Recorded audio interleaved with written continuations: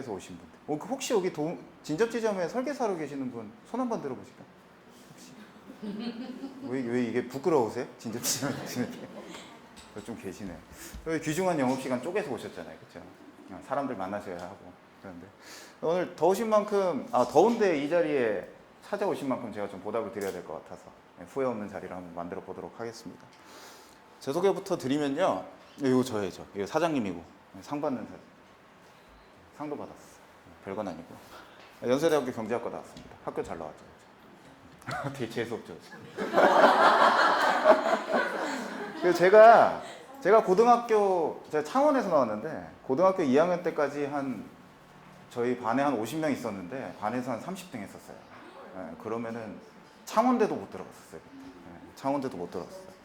근데 이제 고2 때까지 한 반장을 통틀어서 한 6, 7번은 한 것 같아요. 그래서 그냥 애들이라고 놀고 막 담배 피는 애들하고 막 놀고 그랬는데. 뭐라고요? 아니요, 저희 때는 그런 게 없었어요. 설명을 드리려고 하잖아요. 그래서 그때가 고등학교 2학년 때까지 반장을 하다 보니까 공부에 대해서 막 이렇게 갈증이 생기기 시작하는 거예요. 고2 때까지 막 이제 공부를 좀 해봐야 되겠다는 생각이 막 들기 시작해요. 그래서 고등학교 2학년 한 9월 달 됐을 거예요. 9월 달에 이제 공부를 좀 시작해봐야 되겠다. 그때부터 야자를 시작하더라고, 학교에서. 야자를 하는데 야자 하면서 이제 공부를 좀 하려고 그러니까 애들이 막 떠드는 거예요. 근데 반장이 또 애들 조용히 시켜야 되잖아요. 그죠? 조용히 시켜야 되는데 그때 학주가 나와가지고 저보고 애들 조용히 시키라고. 그러니까 9월 달부터 공부를 진짜 하고 싶었는데 12월 달까지 제가 공부를 못 해본 거예요. 그때가. 한이 들기 시작해서. 그때 12월 달부터 이제 공부를 하기 시작했습니다. 그때 모의고사 성적이 400점 만점에 230점으로 제가 시작을 했었어요. 이렇게 해서 고3 들어와서 이제 반장을 때려치우고 1월 달부터 시작해서 모의고사 성적이 한 번도 안 떨어지고 이렇게 계속 올랐어요.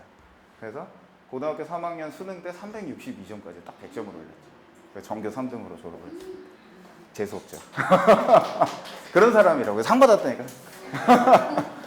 네, 그렇게 해가지고 이제 학교 가서는 제 인생에 공부를 한 시간은 1년밖에 없어요. 통틀어서 지금까지. 학교 가서 놀기 시작합니다. 동아리 연합회장을 하고 학생 부총학생회장을 하면서 놀기 시작하죠. 막 투쟁도 하고. 그러다가 이제 졸업을 한 다음에 국민은행에 들어가요. 국민은행에 왜 들어갔냐면 연봉을 많이 주거든요. 그때 당시에 4,200만 원을 준대요. 어마어마하게 벌지. 대학교 졸업하자마자 한 달에 300씩 번다는데. 국민은행에 딱 들어가서 국민은행에 들어갈 때 제 마음가짐이 뭐였냐면 거기서 이제 은행 가면 얼마나 멋있어요. 그쵸? 딱 앉아가지고 고객들 오면 막 설계해주고 그럴 것 같잖아요. 펀드 팔고.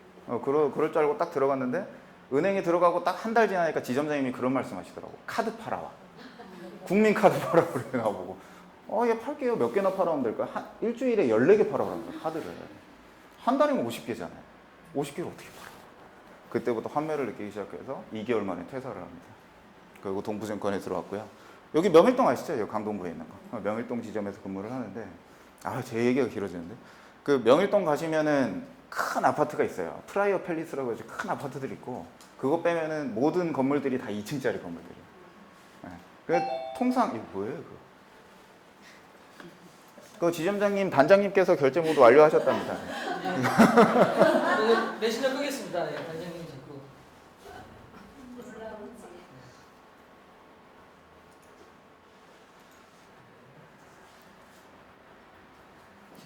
네, 아무튼 그래서 뭔 얘기하다 말았지? 그 명일동에 아무튼 간에 그렇게 돈 많은 사람이 없어요, 사실. 증권사는 돈 많은 사람들이 많은 곳에 있어요.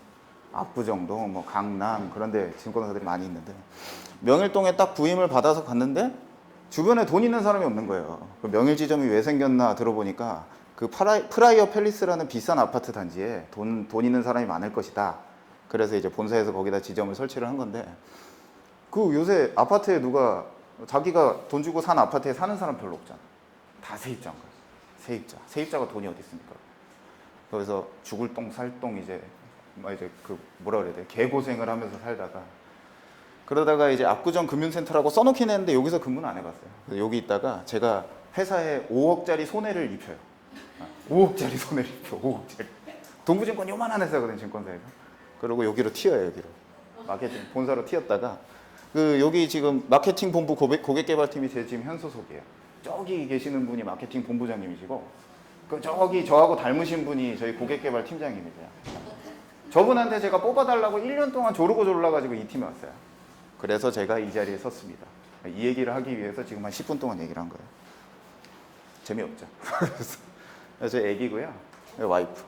와이프가 저보다 5살 연다. 이제 그 출산하기 힘들어지는 그런 나이가 됐고 귀엽죠. 4살짜리. 그래서 제가 이 자리에 왜 섰느냐. 이분이 저희 아버지세요. 믿으세요? 믿으시니까. 아버지. 권씨잖아, 권씨. 이씨. 제가 창원에 살았다 그랬잖아요. 이분 창원에 사세요. 제가 창원 상남동 성원 아파트 306동에 살았고 이분이 305동 살았어요. 맨날 추리닝 끌고 김밥 사러 다니죠. 이 사람이 제일 많이 하던 얘기가 뭐예요? 혹시 기억나세요? 유명한 얘기. 살림살이 좀 나아지셨습니다. 제가 오늘 이 자리에 온 이유는 사실 우리의 모두의 관심사는 살림살이를 어떻게 나아지게 할까 있어요. 그죠? 네. 돈 벌고 싶고 재테크 어떻게 해야 되고 돈 어떻게 벌 거야. 이런 게 우리 모두의 관심사예요. 제가 오늘 더운데 1시간 40분 동안 여러분들을 만나려고 이 자리에 온 이유는 여러분들의 살림살이를 좀 나아지게 하고 싶어서입니다. 네, 그것만 알아주시고 강의를 이제 본격적으로 시작을 해보도록 하겠습니다. 재테크가 뭘까요? 재테크가 뭔가요? 일단 지금 갖고 있는 어떤 이런 거를 투자를 해서 불려나가는 거. 그렇지, 불려나가는 거. 돈을 불리는 게 재테크야. 그 재테크 지금 어떤 거 하고 계시는 거 있어? 땅? 집? 집은 안 되고? 은행, 적금. 그렇죠. 이제 근데 돈 좀 있다는 사람들이 통상 하는 재테크는 부동산입니다. 그렇죠? 집 사는 거. 집 사는 거에 되게 관심 있으시잖아요. 그렇죠? 집 사는 거. 통상의 사람들이 재테크하면 부동산이라고 생각해요.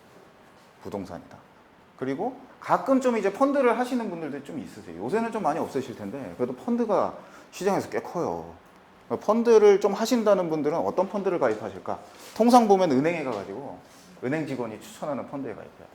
제가 이런 분들 볼 때마다 너무 안타까워 죽겠어요. 은행 직원이 펀드를 잘 알까요? 제가 아까 은행 가서 카드 팔아 오라고 그랬잖아요. 은행 직원들은 오전 7시에 출발해서 저녁 7시에 퇴근할 때까지 카드를 어떻게 팔까만 생각하고 있어요.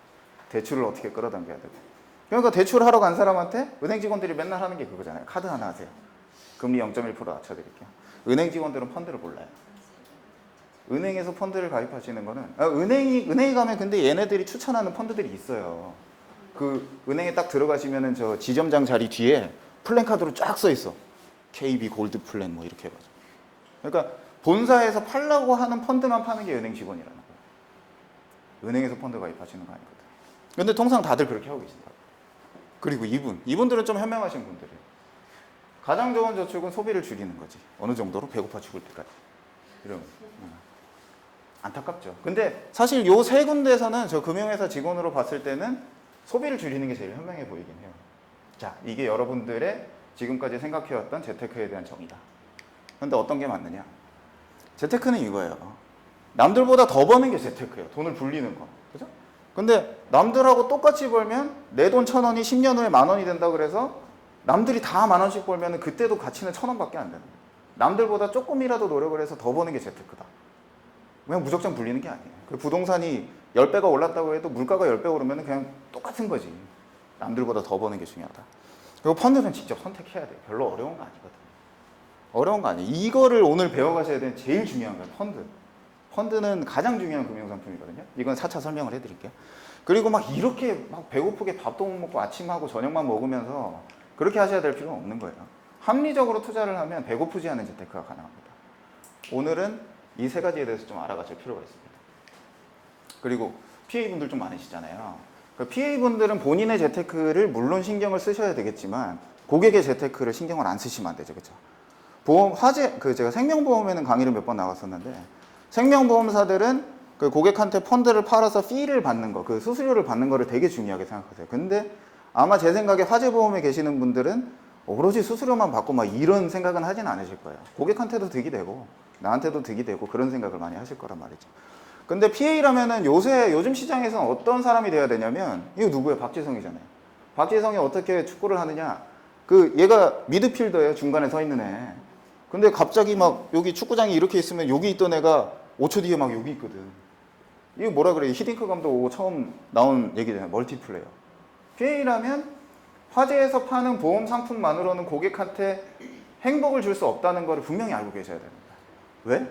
여러분들의 관심사는 뭐? 돈을 불리는 거. 고객의 관심사는 뭐? 똑같아요. 돈을 불리는 거. 보험으로 돈을 불리는 거. 쉽진 않잖아, 사실. 네, 수수료도 세고. PA라면 멀티플레이어가 되셔야 된다. 그래서 제가 동부화재 홈페이지에 들어가 보니까 여러 가지 보험 상품들이 있더라고요. 그거보다 물론 상품들은 더 많겠지만 보험 상품들은 한번 분류를 해봤어요. 짧은 거, 뭐 납입 기간이 짧건, 뭐 수익 기간이 짧건, 짧은 거하고 긴 거 이렇게 한번 그거 보고 수익을 주는 거, 뭐 연금저축 같은 건 수익성이 좀 있죠, 그죠? 근데 그거 수익성 전혀 없는 거, 보장성. 이렇게 해가지고 동부화재에서 어떤 금융상품이 있는지를 제가 한번 살짝 봤더니 자동차 보험. 이거는 뭐 수익은 없잖아요, 그죠? 짧고 1년 만에 갱신 가능하고 그런 형식으로 운전자 보험은 한 요 정도 있는 것 같고 실손 보험은 한 요까지. 내 생애 첫 건강보험 요거 괜찮더라고요. 저 한번 가입해보고 싶은데. 요거는 한 요 정도. 그리고 우리 아이 첫 보험 이거는 굉장히 길더라고요. 60세 100세까지 뭐 되는 것 같고 이게 종합보험. 종합보험은 약간 수익성이 올라가는 듯해 보이지만 결국 한 10년 정도의 환급금은 100%가 안 돼. 그렇죠? 그리고 이제 연금저축. 연금저축은 조금 수익성이 올라가 보여요. 근데 연금저축 같은 경우는 수익성이 답보되는 상품은 아닌 거지. 그러니까 결국에는 이 부분이 비어 있는 거야. 자, 고객한테 딱 갔어. 이런 거 팔 수 있죠. 자동차 보험 필요한 사람한테 자동차 보험 팔 수 있어요. 그리고 아기를 낳기 이제 만삭인 임산부한테 가서 우리 아이 첫 보험 팔 수도 있어요. 근데 이 사람이 만약에 수익성이 있는 단기 상품을 원할 때는 우리는 뭘 제시를 할 수가 있나? 없을 거야, 딱히. 그치? 보험엔 단기 상품이 없잖아. 그렇다고 장기적으로 돈을 만들고 싶어. 1억 만들기, 목돈을 만들고 싶어. 여기를 해주고 싶어도 아직은 상품이 여기까지밖에 안 되는 거야. 여기를 어떻게 만들어야 될 것이냐. 제 영업 사례를 한번 소개를 한번 해드릴게요. 제가 명일동 지점에 있을 때 40살짜리 아줌마가 한 분 계셨어요. 이분이 자녀가 2분이 있는데 자녀 2분이 특성화고에 다니고 있어요. 그리고 본인도 상고 출신이신데 어느 건설사에서 격리 활동을 하고 계세요. 이분이 원래 30만 원짜리 펀드를 들고 싶다고 명일동 지점에 오셨어요. 명일동 지점에 오셔서 30만 원짜리 펀드를 들고 싶다. 제가 상담을 막 해드렸지. 30만 원짜리 펀드 이런 거 하세요. 하고 관리를 한 1년 정도 하다가 한 1년 정도 지났을 때 제가 한번 식사 자리에서 식사를 하면서 이거 펀드 요새 수익률이 조금 부족한 것 같아요. 근데 재테크는 좀 어떻게 하고 계세요? 그러니까 그때부터 이제 본물 터지듯이 막 나오기 시작하는 거야. 제가 사실은 1000만 원이 있는데 30만 원짜리 고객이었는데 갑자기 1000만 원 있는 고객이 된 거예요, 나한테. 저한테 1000만 원짜리 고객이면 증권사에서 큰 고객이거든요.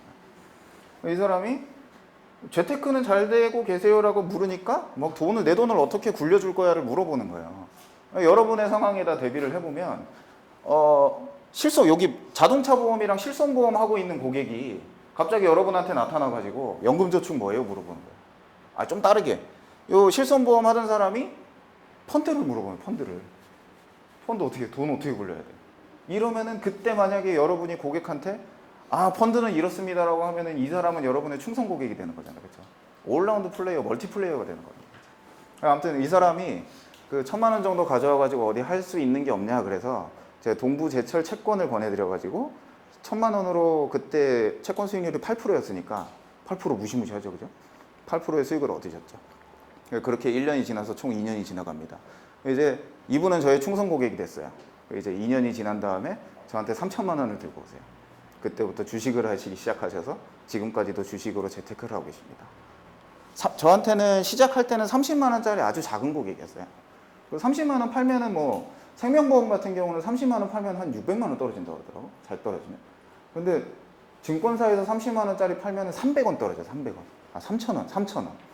저한테는 큰 고객이 아니었는데 2년이 지나고 나니까 이 사람은 저한테 어마어마한 고객이 돼요. 놓칠 수 없는 고객이라는 거예요. 그리고 50대 갑부 아저씨. 이 사람이 증권사에는 CMA 계좌라는 게 있어요. 그래서 저희 CMA 계좌에 한 100만 원 정도 넣고 계시는 아저씨였는데 제가 이분한테 그 SMS를 계속 보냈어요. 문자를. 하루에 막 좋은 명언들 막 그런 거 보내고 막 그러시죠. 명언도 보내고 막 그러다가 좋은 상품이 하나 나왔어요. 그때 동양증권이 망할 때 증권사마다 앞다퉈서 4%짜리 RP라는 걸 팔았었어요. 6개월간 4% 무조건 확정금리로 막 제공하는 걸 줬단 말이에요. 이 사람한테 제가 이 사람을 신경을 안 쓸 수도 있어요. 그 CMA 100만 원짜리 뭐 저희한테는 돈 되는 것도 없고, 고객도 뭐 솔직히 별로 100만 원에 신경도 안 쓸 거고, 아, 이 사람 작은 사람이구나, 되게 별로 돈도 없는 사람이구나, 그렇게 생각했는데 이 사람한테 특판 RP 4% 드립니다 하니까 3천만 원을 들고 와. 별거 아니었던 사람이 3천만 원만 들고 온 게 아니라 9천만 원을 들고 와. 인당 3천만 원까지만 가입을 할 수가 있었는데, 본인 거, 배우자 거, 아들 거 명의 계좌를 3개를 트더니 3천만 원씩 입금을 해서 9천만 원을 입금하는 거예요. 저한테 굉장히 중요한 고객이 됐던 거죠. 70대 B형 간염 환자. 그 B형 간염에 걸리신 70대 할아버지가 계셨어요. 아, 이분 너무 그때 안 좋았는데, 이분이 공항공사에 계시다가 퇴직을 하셨는데, 퇴직하실 시점에 한 10억 정도 있으셨대요, 돈이. 10억 정도 있으셨는데, 퇴직할 때 이제 간염 판정을 받고 나서 그때부터 수수료, 그 병원 수술비로 한 10억 원 정도로 거의 탕진을 하신 거지. 재테크가 안 되는 상황이었어요. 이 사람한테, 보통 증권사 직원이었으면 이런 사람들 거들떠 보지도 않아요. 돈 없는 사람한테 거들떠 봐서 뭐해. 돈도 안 되는데. 근데 이 사람이 집이 풍비박산이 났는데, 어쩌다가 간이식 수술을 받으십니다. 간이식 수술을 받고 났는데, 사실은 이 사람한테 들어오던 연금이 월 200만 원이었던 거예요. 200만 원짜리 펀드를 가입했어요. 이 얘기를 왜, 제가 세 분의 얘기를 왜 드렸냐면, 제가 만약에 증권사 직원이라도 모든 금융상품을 다 알고 있는 건 아니에요. 금융상품을 안다는 건 굉장히 어려운 상황인데, 제가 만약에 주식만 아는 사람이야, 채권만 아는 사람이야, 아니면 펀드만 아는 사람이야, 하나만 가정해보죠. 제가 만약에 펀드라는 상품만 알고 있는 사람이다. 그랬으면 이 B형 간염 환자가 저한테 와가지고 저 주식하고 싶어요. 그럼 저 몰라요. 이러면 이 사람은 저한테는 중요한 고객이 안 되는 거잖아. 그죠? 이 명일동 아줌마가 펀드 30만 원짜리 하는데 갑자기 채권 하고 싶어요. 저 채권 몰라요. 이러면은 저한테는 아무 득이 안 되는 거지. 지금은 PA 분들한테만 말씀드리는 거예요. 그러니까 돌아와서 결국에는 멀티플레이어가 되셔야 된다는 말씀을 제가 드리는 거고, 이거는 분명히 여러분들의 영업에도 도움이 되고, PA가 아니신 분들, 오늘 앉아 계신 분들 중에 PA가 아니신 분들은 재테크에는 분명히 도움이 되는 뭔가 거리를 제가 들고 온 거예요. 되게 뭔가 어려워 보이죠? 고객은 멀티플레이를 원한다. 가려운 곳을 싹싹 긁어주기 시작하면 고객은 알아서 돈을 들고 나한테 찾아옵니다. 그리고 오늘 그냥 들으러 오신 분들도 자신이 고객이라고 생각하면 나한테 보험만 파는 사람이 아니라 나한테 펀드도 설명해 줄 수 있고 주식 채권도 설명을 해줄 수 있는 보험 설계사가 있다. 그러면 더 믿음이 가지. 그쵸? 재테크를 도와준다는데. 다시 이 사람이 나옵니다. 고객은 멀티플레이어를 왜 원하냐면 자신의 살림살이를 나게 해주고 싶은 거예요. 예. 고객은 자기의 살림살이를 더 좋게 해줄 수 있는 사람을 당연히 선호할 수밖에 없는 거지. 그렇잖아요. 보험만 파는 사람, 실비보험 파는 사람 보다는 실비보험도 파는데 펀드까지 팔아줄 수 있는 사람, 펀드에 대해서 나를 올라운드 플레이어로 만들어줄 수 있는 사람을 신뢰하게 돼 있다. 그래서 PA분들이라면 오늘 강의를 조금 지겹고 어려우시더라도 잘 들어두셔야 되는 거예요. 이거를 제가 이미지를 찾다가 못 찾았는데, 동부화재 콜센터에 전화를 딱 걸면 그러더라고. 행복을 주는 동부화재 이종원입니다. 딱 그러시더라고. 과연 우리는 고객한테 행복을 주고 있었나? 진지하게 한번 고민을 해봐야 돼요. 근데 이제 화재에서 취급하는 금융상품들은 아까 말씀드렸듯이 굉장히 장기간이 소요되는 상품들이에요. 10년, 20년, 60년. 근데 고객한테 이제 어렵사리 고객한테 만나서, 고객을 소개받아서 만나서 이제 상품 설명서를 쫙 늘어놓고, 자, 고객님 20년이 지나면 환급률이 100%이기 때문에 이거는 괜찮은 상품입니다. 그리고 돌아가실 때까지 뭐 한 달에 얼마씩 연금으로 전환을 하실 수도 있어요. 그러면 고객이 막 혼란스러워지기 시작해요. 내가 과연 20년까지 살아있을까? 20년 후에? 제가 사실 지금 보험이 하나도 없어요. 그런 사람들 꽤 있어요. 보험 상품들은 고객한테 딱 앉아서 고객 앞에 가가지고 상품 설명서를 늘어놓는 순간 고객은 되게 혼란스러워하기 시작해요. 그래서 굉장히 신뢰 같은 거 강조하시잖아요. 설계사분들하고 고객 간의 관계는. 굉장히 신뢰관계가 끈끈해야지 상품 설명서를 다 안 뜯어보고도 보험을 가입하게 된다는 거지. 근데 그렇게 어렵게 만난 고객을 보험 상품 하나만 들이밀어가지고 안 될 수도 있잖아요. 진짜 어렵게만 사람 하나 만나는데 얼마나 힘들어요. 만났는데 가급적이면 이 사람들을 더 쉽게 내 고객화할 수 있는 방법이 없을까. 저는 증권사에서 나왔잖아요. 증권사에서 취급하는 금융상품 기간이 굉장히 짧아요. 하루짜리도 있고 6개월짜리도 있고 3개월짜리도 있고 길어봐야 1년, 3년이에요. 아까 뭐 여기 장기 이렇게 써놨죠. 보험이 여기 있다 그러면 증권은 여기 있는 거예요. 수익을 추구하고 단기로 돈을 굴리는 사람한테 가장 적합한 시뮬레이션은 증권사의 금융상품이라는 거죠. 네, 그래서 좀 서론이 길었는데 5주차 동안 이렇게 진행이 될 겁니다. 오늘은 금융상품에 대해서 아주 쉽게 제가 간략간략하게 재미있게 설명을 드릴 거고, 다음 주에는 제가 고객한테나 아니면 여러분들의 재산, 여러분들의 재산을 이 금융상품을 활용해서 어떻게 재테크할 수 있는가를 상세하게 설명드릴 거예요. 오늘은 약간 PA분들 위해서 고객한테는 이렇게 써먹어야 된다 이런 말씀을 드리기도 했는데, 이제부터는 제가 PA분들 아니고 그냥 그 동네 누님들이라고 생각을 할게요. 돈 굴리고 싶어 하시는. 재테크에 대해서 2주 정도 설명을 드리고, 요 되게 이상하게 생겼죠. 여기 저희 회사 유일하게 있는 세무사예요. 세무사가 와가지고 세테크에 대해서 말씀을 드릴 겁니다. 세무는 굉장히 중요한 거예요. 그리고 여기 더 이상하게 생긴 사람 하나 있죠. 이수옥 지점장이 와가지고 4주차 때 보험을 바로 하는 시간을 한번 가져볼 거고요. 여기 옆에 제 옆에 앉아 있는 누나인데, 이 사람이 와가지고 고객에 대해서 응대하는 스킬 혹은 그 대화에 대해서, 고객과 대화를 할 때 어떤 스킬이 필요한지 그런 거를 설명을 드릴 겁니다. 자, 장장 20분 동안 제가 서론만 얘기를 드렸고요. 이제는 제가 재테크만 말씀드리는 거예요. 영업 노하우를 설명드리는 건 아닙니다. 여러분들이 고객이라고 생각을 하시고 아니면 PA분들이 아니시라면 내 재테크를 어떻게 해야 되는지 오늘 확실히 좀 알고 가시게 해드릴게요. 어렵게는 해드리지 않을 거예요. 너무 걱정하지 마시고. 금융상품이 뭔가? 금융상품이 뭔가요? 뭘까요? 금융상품? 돈? 응, 돈을 가지고 뭔가 하는 거 같지. 금융상품 하니까. 상품 신라면 이거.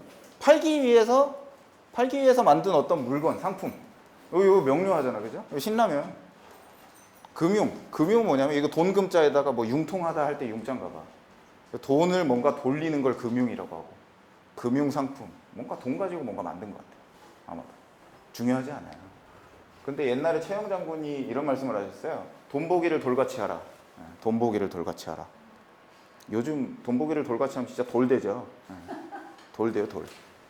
근데 최영 장군도 아마 요즘 세상에 태어나셨으면은 이 돈이 굉장히 중요하다는 걸 아셨을 거예요. 근데 금융상품이 사실 알아야 될 게 너무 많아요. 알고자 하면은 한도 끝도 없고, 알려고 하다 보면 진짜 사람이 미쳐버릴 것 같아요. 돌아야 된다고, 돌아야. 금융상품 다 알려다가 정말 돌아야 될 것 같아요. 근데 뭐 잠깐 말씀드렸지만 금융상품에 대해서 잘 알고 내 재산을 불리는 방법을 알기 위해서는 그렇게 많이 알아야 될 필요도 없어요, 사실. 보험을 팔 때도 보험에 대해서 속속들이 다 알고 있는 건 아니잖아요, 그렇죠? 핵심적인 뭐만 알면 되는 거고. 그래서 최소한 돌아버리기 전까지만, 어쨌건 재산을 불릴 때는 좀 노력은 필요한 거니까 어느 정도만 알면 신라면만 먹고 살 일은 없다. 돈을 돌로 만드는 일은 없다는 거예요. 조금만 알자. 그래서 처음 말씀드릴 게 가장 유명한 CMA입니다. 오늘은 CMA 펀드, 채권, ELS 4가지 상품에 대해서 간략하게 말씀을 드릴 거예요. CMA가 뭔가? 캐시 매니지먼트 어카운트. 뭐예요? 돈 관리 계좌. 이거를 이렇게 어렵게 써놨어. 네? 별거 아니에요. 돈을 관리해주는 계좌예요, CMA. 별거 아니에요. 근데 CMA가 뭐냐면 수시 입출금 통장이에요. 수시 입출금 통장. 맨날 넣었다 뺐다 할 수 있는 통장. 자, 여기를 한번 가려볼게요. CMA 금리는 맨날 넣었다 뺐다 할 수 있는데 1.25%를 줘요. 이자로. 하루 넣었다 하루 뺐는데 연 1.25% 줘요. 은행 보통 예금 얼마 줘요? 0.1% 줘요. 0.1%. 12배 더 많이 줘. 네. 근데 보세요. 은행에서 보통 예금 가지고 있는 사람은 185조 원이나 있어요. CMA는 44조 원밖에 안 돼. 2016년 7월 기준으로. 왜 이럴까? 저는 증권사에 와가지고 이게 제일 이해가 안 됐었어. 1.25%나 주고 수시 입출금을 하는데 왜 CMA는 이거밖에 안 주고 은행 예금은 이거밖에 안 줄까? 은행은 왜 0.1%밖에 안 줄까? 은행이 돼가지고 제가 한번 생각을 해본 거예요. 여기 지점장님, 여기 은행 제일 가까운 은행이 어디 있나요? 신한은행 있습니다. 신한은행 걸어서 한 몇 분 정도 걸리죠? 15분. 15분. 막 도처에 깔려 있어, 지점이 막. 10분이래요, 10분. 요즘 왜 살쪄가지고 그랬어. 은행은 지점이 막 깔려 있어. 은행 뭐 그냥 한번 걸어가면 한 10분만 걸어가면 신한은행이 있어. 깔려 있어. 그리고 고객들이 알아서 찾아와. 난 0.1% 줘도 되니까 통장 하나 만들어주세요. 이러고 찾아와. 그리고 고객들도 또 그런 생각을 하고 있어요. 은행은 무조건 안전하다. 예금자 보호된다. 은행은 무조건 안전하다고 생각을 해요. 갑이야, 은행이. 갑이 된 거야, 갑이. 이거 조연아 땅콩 사건. 그 은행은 고객이 알아서 찾아오는데 더 줘야 될 이유가 없어. 여러분들한테 1.25%나 줘야 될 이유가 없어. 당최. 뭔가 빠진 것 같은데?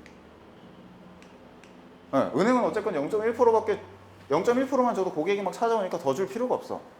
은행은 우리 이런 얘기 많이 들었죠. 예대마진. 예금자하고 대출자하고 예금을 2% 주고 대출을 8% 줬으면 6%를 먹는 거예요, 은행이. 그렇죠? 얘네는 이거를 넓히는 게 얘네의 과업이에요. 얘네가 은행이 땅 파먹고 장사하는 건 아니잖아요. 그죠? 이거를 늘려야 돼. 예금 금리는 막 낮춰야 돼. 요새 정기예금 금리 오늘 기준으로 1.98%거든요. 제일 높은 게 1년짜리. 대출 금리 얼마예요? 저는 요새 제일 싸게 받은 게 한 3.8% 되는 것 같아요. 2%를 앉아서 보는 거. 얘네는 이거를 해야 되는 거예요. 그러니까 예금 금리를 0.1%까지 낮추는 게 얘네의 평생 과업이에요. 평생. 이걸 무조건 0.1%로 만들어야 돼. 나쁜 놈들이야, 나쁜 놈들. 근데 증권사는 조금 돈 버는 방식이 달라요. 증권사는 요 CMA만 보시자고. CMA 1.25%를 팔아가지고 여기다 돈이 막 모이잖아요. 막 44조 원이 몰려 있어요. 그 44조 원이 몰리면 이걸로 트레이딩을 해요. 증권사는 유일하게 유일하게 할 수 있는 게 증권하고 채권을 거래할 수 있는 시스템이에요. 증권사는. 라이센스가 있어요. 그래서 돈을 1.25%로 받아오든 뭐 3%로 받아오든 10%로 받아오든 증권사는 상관이 없어요. 이 받아온 돈을 잘 굴리면 돼. 10% 주고 고객한테 10% 주고 10%로 땡긴 다음에 거래해가지고 내가 20% 몰면은 증권사는 10% 보는 거잖아요. 배팅하는 거지. 얘네가 좀 더 공격적인 거야. 그러니까 얘네가 좀 더 줄 수 있는 거고 얘네는 무조건 낮춰야 되는 게 은행이 달성해야 될 과업이 되는 거예요. 근데 그거는 은행이랑 증권사의 관점인 거고 CMA 있으신 분들이 있으세요? 아까 누가 손 드셨는데? CMA 있으신 분 손 한번 들어보세요. CMA 계좌. 한 분도 없어요? 정말 한 분도 없어요? 이건 좀 충격인데? 왜 CMA를 안 하실까? 왜 CMA를 안 하실까? 왜냐면 지점이 없어.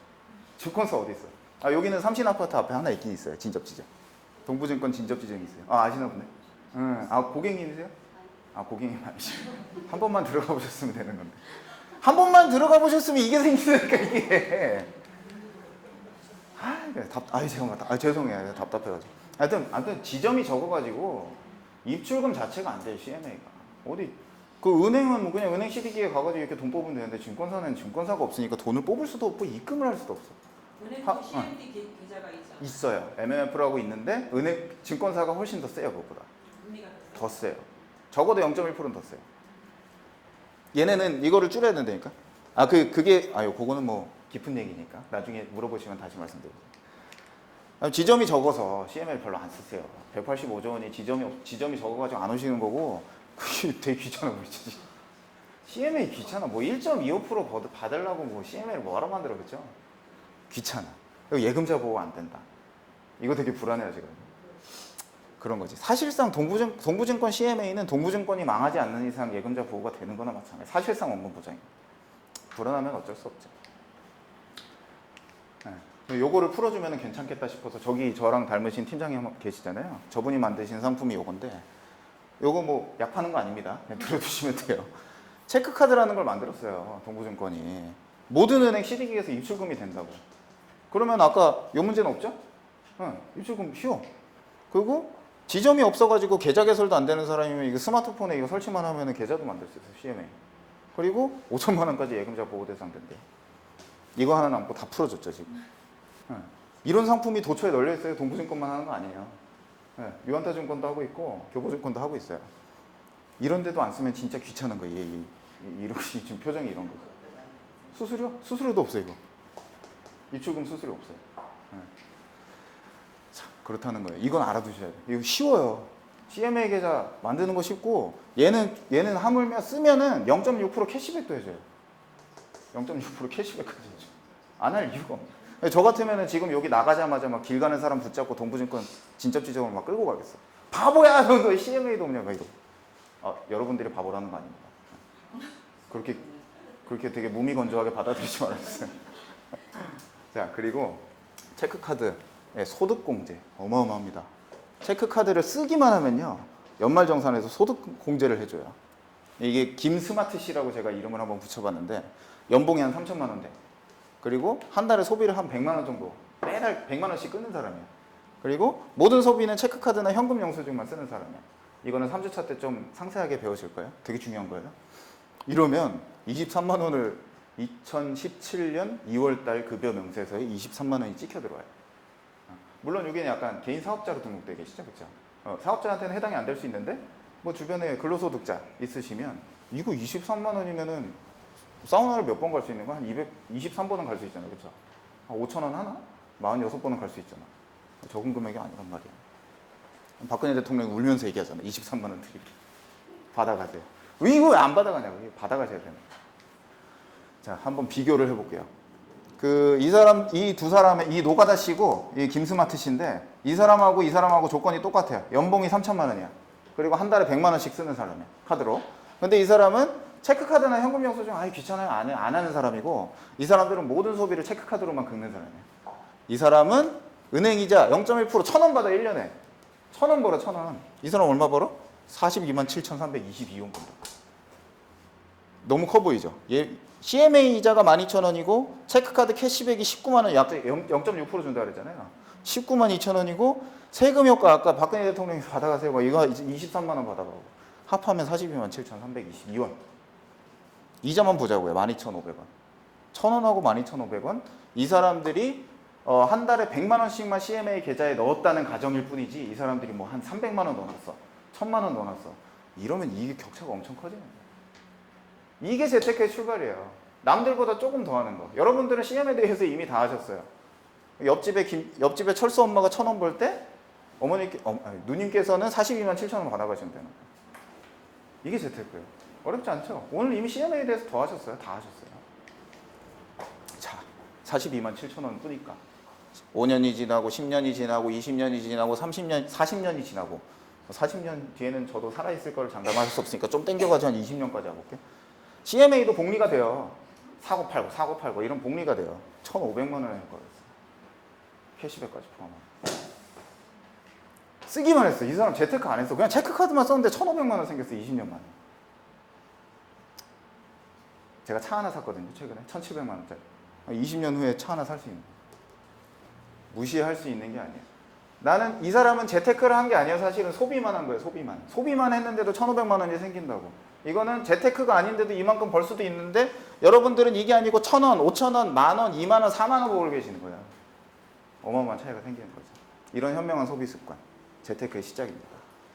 자, CMA는 쓰기만 해도 돈이 되는 상품이다. 그리고 동부증권, 동부 화제에 오셨으니까 동부증권 얘기를 좀 해드리면 동부증권은 모든 증권사에서 제공하는 CMA 서비스 중에 가장 좋은 서비스를 제공을 하고 있어요.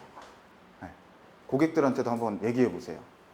이 보통이익은 왜 쓰세요? CMA 하나 만들어가지고 한 달에 한 100만 원만 넣어보세요. 42만 7천 원이 생긴다니까요. 쓰기만 해도 돈 되는 상품 CMA고요. 어떻게 지점장님 계속 할까요? 아니면 쉬었다 할까요? 계속 하고 빨리 끝낼게요. 1시간 40분도 안 걸릴 것 같은데. 그리고 오늘의 가장 중요한 거 펀드입니다. 여기는 조금 긴장을 하고 들으세요. 어려운 얘기는 안 드릴 건데 펀드에 대해서는 꼭 아셔야 돼요. 개가 나와서 개소리 하네. 펀드가 뭐예요? 하니까 개소리 하네. 펀드 한번 읽어볼게요.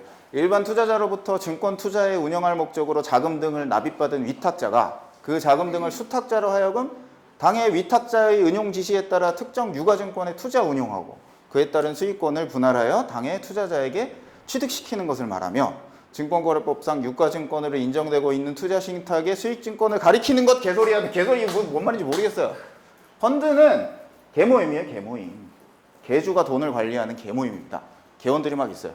개원들 A씨는 1,000만 원이 있고 나는 50만 원이 있어. 500만 원, 10만 원, 100만 원, 억 원, 500억, 100원짜리도 있네. 개원들이 모여가지고 개주한테 돈을 맡기는 게 펀드예요. 펀드는 개모임이다. 개주가 펀드 매니저인 개모임이다. 이렇게 생각하시면 돼요. 근데 개모임은 제가 요새는 개모임이 없어가지고 개모임을 들어본 적은 없는데 개 하면은 그게 수익도 나나요? 안 나죠? 그냥 목돈 한 번씩 돌아가면서 이렇게 받는 거죠. 근데 펀드라는 개모임은 돈을 불려요. 수익이 나요. 막 개주가 돈을 끌어와가지고 그 주식에다 투자하고 막 채권에 투자하고 하는 거예요. 통상적으로 세 개로 나눠보면 개돈을 주식에다 투자하는 펀드가 있고 채권에다 투자하는 펀드가 있고 부동산에 투자하는 펀드가 있어요. 그래서 주식형 펀드, 채권형 펀드, 부동산형 펀드 혹은 대안 펀드 이런 얘기를 하는 거예요. 되게 요것만 아셔도 되게 유식해요. 은행 직원들은 요게 있는지도 모르는 사람들도 있어요. 하물며. 그러니까 이런 식으로 개주가 돈을 불려가는 게 펀드라고 보시면 되는 거지. 근데 이 펀드 매니저가 어디 있냐면 자산운용사라는 데가 있어요. 그 은행에서 펀드 가입하시는 분들이 가끔 착각하시는 게 은행이 돈을 불리는 줄 알아요. 은행이 고객의 돈을 이제 이것 좀 벗고 해야 되죠? 네, 잠시만요. 살이 쪄가지고 마이크 달아놓으셨네. 마이크 달아놨어. 아무튼 한 개모임이 한국에만 2만 개 정도 있는데 그 2만 개의 개모임을 은행에서 돈을 불리는 게 아니에요. 그 은행에 펀드 매니저가 있는 게 아니고 자산운용사라는 데 펀드 매니저들이 이렇게 포진을 해 있는 거예요. 동부자산운용 뭐 그런 것도 있고 우리자산운용 뭐 국민자산운용 있나요? KB자산운용이라는 것도 있고 자산운용사의 펀드 매니저가 이렇게 속해 있어요. 요건 뭐 자산운용사 이 아래 펀드 매니저가 있는 거예요. 자, 얘네가 펀드를 팔아야 되잖아요. 근데 우리 펀드 어디서 해요? 은행하고 증권사. 개주는 요 펀드 매니저는 자기는 공부하느라 바쁘대. 어디든 걔 돈을 어디에도 투자해야 되는지를 모르니까 바쁘대. 그래가지고 은행하고 증권사에다가 위탁을 한 거예요. 우리 펀드 좀 팔아줘. 니네 얼마 줄게. 이런 식으로 펀드를 한 거예요. 보험하고 똑같죠, 사실. 보험도 보험사 안에 자산운용이라는 부서가 있을 거예요. 거기서 이제 상품 개발하는 데서 상품을 만들어가지고 여러분들한테 판매를 위탁하는 거지, 사실. 그거하고 똑같은 거예요. 아무튼 펀드 매니저가 은행하고 증권사에다가 갯돈을 개원들을 모집해줘 하고 그 의뢰를 하는 게 이제 펀드거든요. 그래서 은행에서도 가입을 하실 수도 있고 증권사에도 가입을 할 수가 있어요.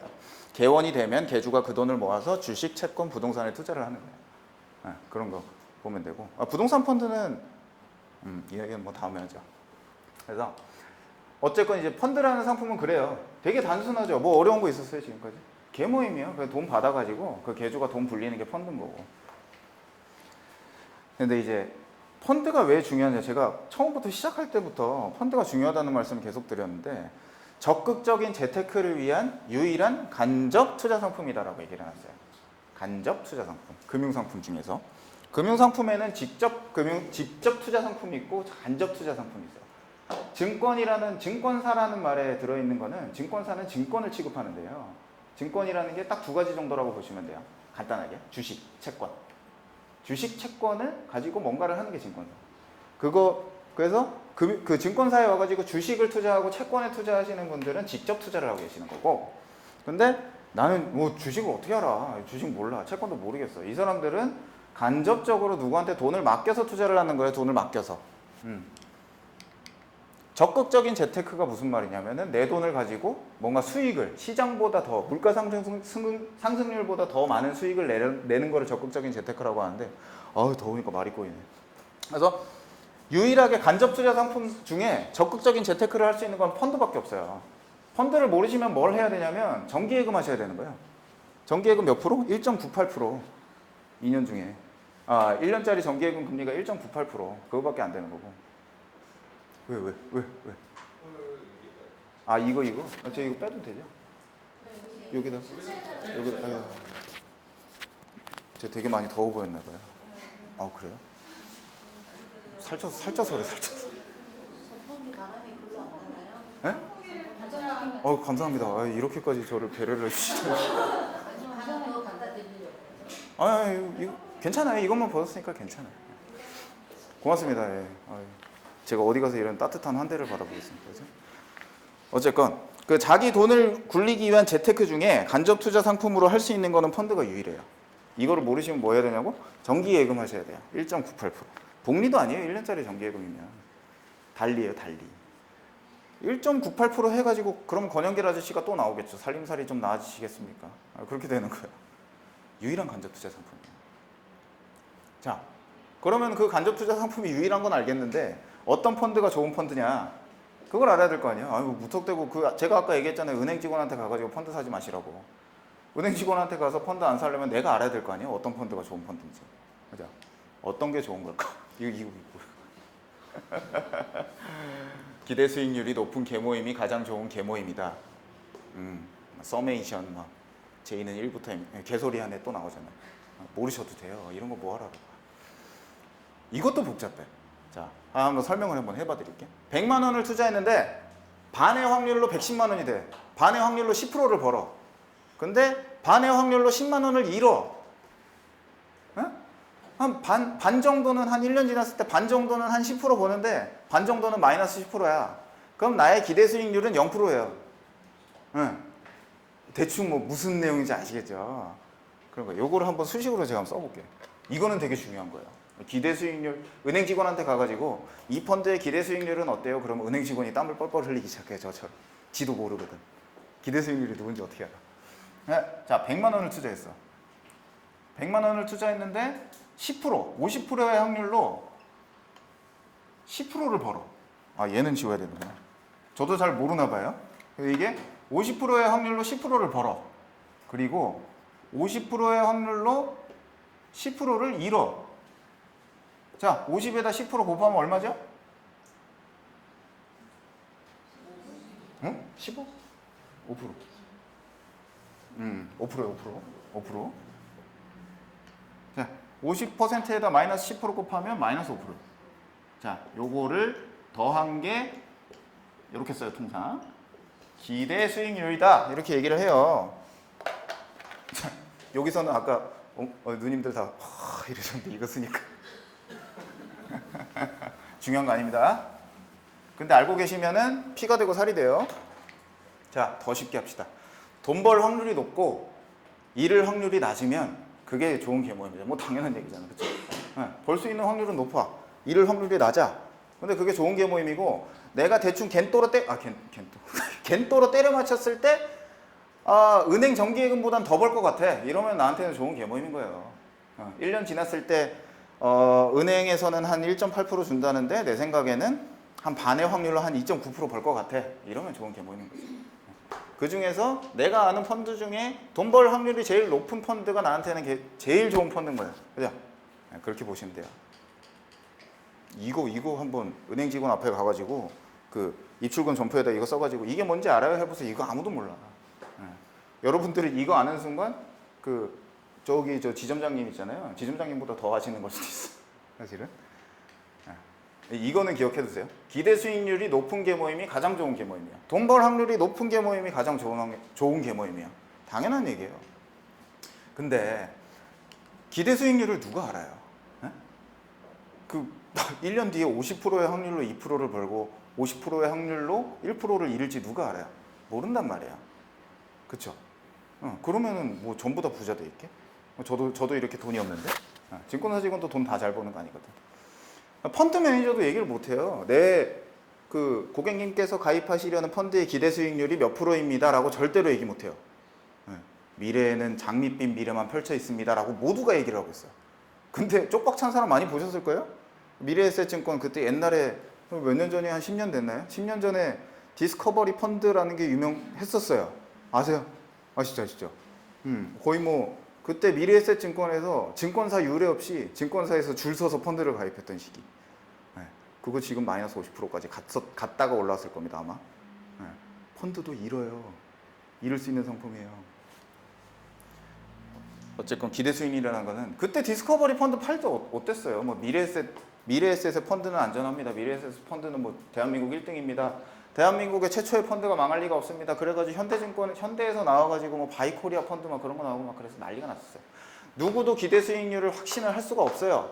기대 수익률을 누구도 장담하지 못했어요. 근데 우리는 적극적인 재테크는 해야 되겠단 말이야. 내가 차를 사야 되겠고 집을 사야 되겠고 노후에는 좀 편안하게 그냥 발에 매니큐어 칠하면서 저기 푸켓 가가지고 막 누워있고 싶단 말이야. 모두가 다 그렇잖아. 그렇다면 펀드를 골라야 되면 그 기대 수익률을 확실하게 얘기를 할 수가 없다면 예전에 잘 나가던 애가 그나마 낫다는 거지. 예전에 잘 나가던 애. 예전이라고 해봐야 뭐 한 10년 그런 것도 아니고 6개월, 1년, 3년. 옛날에 잘하던 애가 더 잘해요. 제가 아까 처음 제 소개를 할 때 제 반에서 50명 중에서 35등 했다 그랬잖아요. 제가 그때 전교 한 150명 중에 100등 정도 제가 했었는데 졸업을 전교 3등으로 했단 말이야. 무진장 노력했어요, 그때는. 뭐 쉬는 시간 10분도 아깝다 해가지고 막 하루에 11시간 정도 공부를 했었으니까. 근데 그거는 제가 진짜 많이 노력을 해야 되잖아요. 펀드를 저한테 딱 비유를 해보세요. 진짜 못 나가던 펀드가 있어. 얘네가 잘 나가려면 무진장 노력을 해야 돼요. 되게 힘들다는 거지. 옛날에 못 나가던 애가 잘 나가려면 진짜 힘들어. 근데 그때 제가 150명 중에 100등을 할 때 전교 1등을 했던 애는 졸업할 때도 전교 1등이었어요. 예전부터 공부를 잘하던 애는 계속 잘하기가 너무 쉬운 거지. 쭉 잘 나가던 계모임이 그 와중에 알 수가 없다면, 기대 수익률을 우리가 알 수가 없다면 쭉 잘 나가던 계모임이 제일 낫다는 거야. 자, 근데 그것도 알아야 되잖아. 요새 인터넷 시장이 얼마나 좋습니까? 인터넷 시장. 네이버에다가 펀드닥터 한번 검색해 보세요. 저희 회사하고 아무런 관련이 없고요. 저는 얘네한테 돈을 받은 적이 없습니다. 오해하지 마시고요. 펀드닥터라고 쳐 보시면은 펀드에 대한 모든 내용이 여기 다 들어가 있어요. 펀드가 뭔지부터 시작을 해가지고 어떤 펀드가 있고 3,400 어제 기준으로 3,481개의 펀드가 있었는데 3,481개의 펀드에다가 점수를 다 매겨놨어요. 근데 이거 봐도 지금 모르겠잖아요. 뭐가 뭔 얘기인지 하나도 모르겠는데 얘만 보면 돼. 수익률. 개주가 돈을 얼마나 잘 굴리고 있느냐. 자, 이것만 보면은 과거에 잘 나갔던 펀드가 뭔지 알 수 있죠. 미래에셋 타이거 헬스케어 상장지수 주식형. 이게 주식형 펀드인데 헬스케어와 관련된 주식에 투자하는 미래에셋 자산운용에서 만든 타이거 ETF에 투자를 하는 펀드예요. 네. 이 안에 뭐 많은 게 들어가 있는 거예요? 하나만 더 해볼까요? 주식형 펀드인데 생활 필수품과 관련된 타이거 ETF에 투자하는 미래에셋 자산운용에서 운용하는 계모임이에요, 이게. 이 계모임이 3년 수익률이 76%에 76%. 과거에 잘 나가던 놈은 좀 더 잘 나갈 확률이 좀 큰 거지. 그렇잖아요. 얘 1년 수익률이 4%예요. 근데 저 밑에 가면 여기만 봐도 그렇네. 1년 수익률이 4%인데 1년 수익률 마이너스 19%잖아. 저 같으면은 얘하고 얘 두 개의 기대 수익률을 잘 모를 것 같으면 저는 이거 선택하겠어요. 그렇죠? 근데 여기에 2만 개가 이렇게 쫙 펼쳐지면 여기에다가 마우스 클릭 한번 딱 하면 여기에 나래비가 쫙 세워지거든요. 여기서 적당한 거 하나 딱 고르면 그게 제일 낫다는 거지. 기대 수익률은 모르니까. 물론 헬스케어 종목이 좋을지 생활 필수품 종목이 좋을지에 대해서는 조금만 더 공부를 해보시면 돼요. 뉴스만 보시면 돼요. 네이버에서 여기다가 요거 그냥 쫙 긁어가지고 여기다가 딱 붙여가지고 엔터 딱 놓잖아요. 그 요새 대한민국에 아는 척 하고 싶은 사람들이 정말 많아가지고 여기에 대해서 분석을 하는 글이 쫙 나와. 요것도 쫙 복사해가지고 여기다 딱 붙여가지고 엔터 딱 누르면 쫙 나와. 그 중에서 고르시는 거야. 거기서는 이제 선택이에요. 여러분들의 선택. 모두가 다 돈을 잘 벌 수는 없어요. 요분께서 이거를 사셨고 요분께서 이거를 사셨으면 둘 중에 한 명은 승리하고 둘 중에 한 명은 패배는 할 수 있어요. 대신에 저 밑에 있는 은행 직원이 추천한 저 밑에 있는 펀드보다는 이 두 분의 승률이 훨씬 높다. 이건 장담될 수 있지. 그리고 왜 그러냐면 펀드 매니저도 직업이에요. 옛날에 펀드 매니저 돈 되게 많이 벌 것 같죠.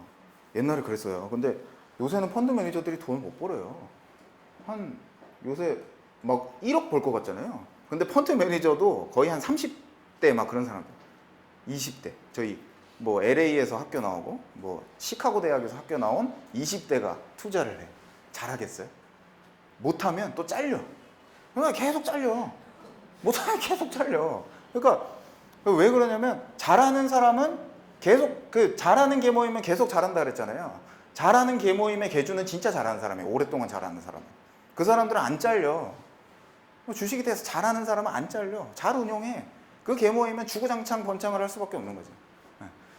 그 무슨 얘기를 드리고 싶으냐면 과거에 잘 나가던 계모임이 제일 낫다. 기대 수익률을 내가 확신할 수 없다면. 근데 여기서는 아까 제가 두 분의 사례를 들어드렸는데 여기서 이제 선택을 하셔야 된다고 그랬잖아요.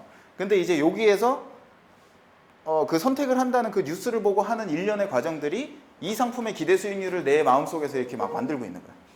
1년 기대 수익률이 4%니까 내년엔 한 5% 벌 거야. 그 분석 자료들 보니까.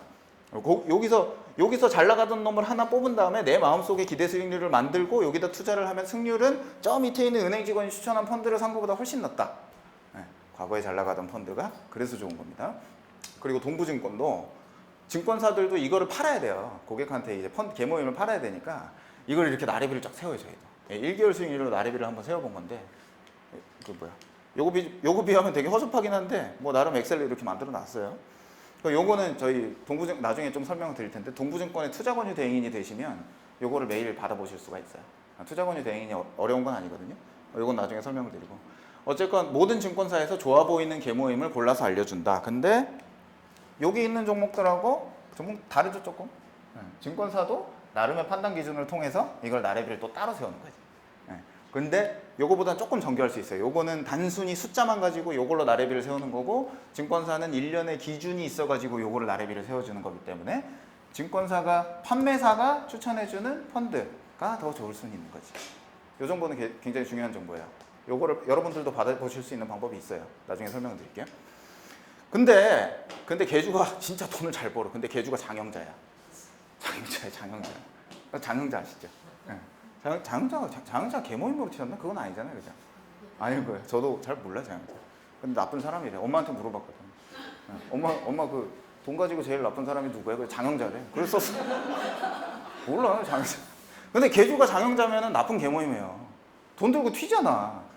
물론 펀드 매니저가 돈 들고 튈 수는 없는데, 막 펀드 매니저가 9시에 출근해가지고 딱 자면서 그 주식을 똑딱거리면서 이렇게 주식 몇 개 사고, 공부도 안 해. 나는 그냥 돈 얼마 벌고 그냥 나갈래.